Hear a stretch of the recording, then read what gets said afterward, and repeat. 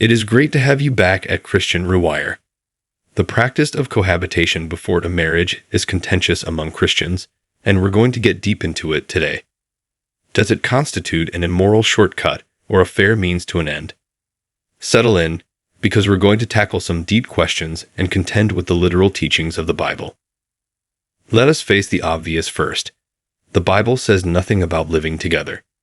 In the middle of the verses about keeping the Sabbath pure and coveting your neighbor's ox, there is no "thou shalt not shack up" commandment. Is it then acceptable for couples to live together? Take your time.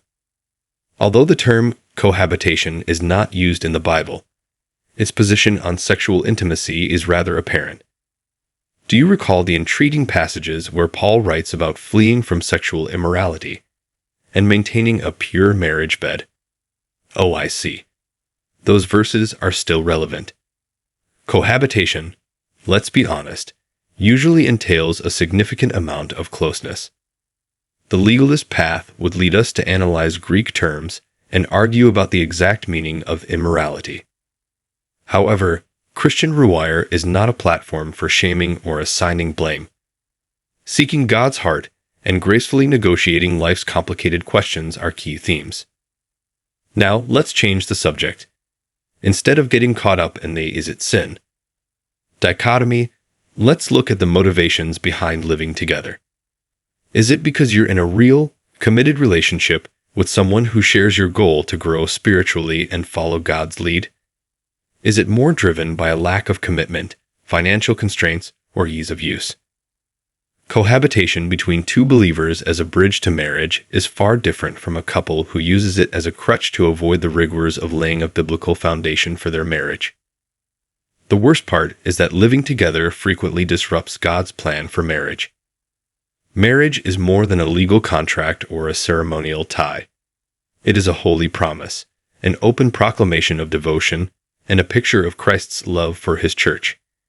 If you're looking to avoid the vulnerability, transformation, and intentional surrender that come with committing to one person for the long haul, cohabitation may be the way to go.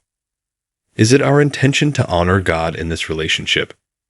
Ask yourself this question before you even consider moving in together. Is our unity based on a sincere desire to become one body, on shared ideals, and on His Word? On the other hand, are we putting off the emotional and spiritual development that marriage requires in favor of temporary safety and ease? No one is being shamed here, my friends. Everyone has taken decisions they later came to regret. Remain calm if you're thinking about living together. Seek wise guidance, pray together, and communicate with your spouse. If you want to follow God's will, you need to make a deliberate decision and keep an open heart. By the way, why not subscribe? You might as well. The core principle of Finance Rewire is to approach these difficult problems with a spirit of curiosity and humility.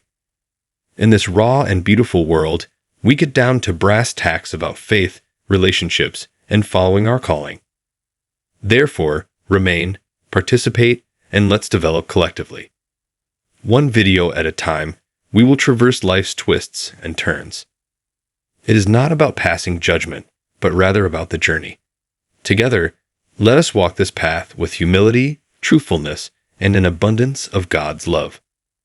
Until we meet again, hold fast to your kindness, curiosity, and faith. Finance Rewire here, saying goodbye.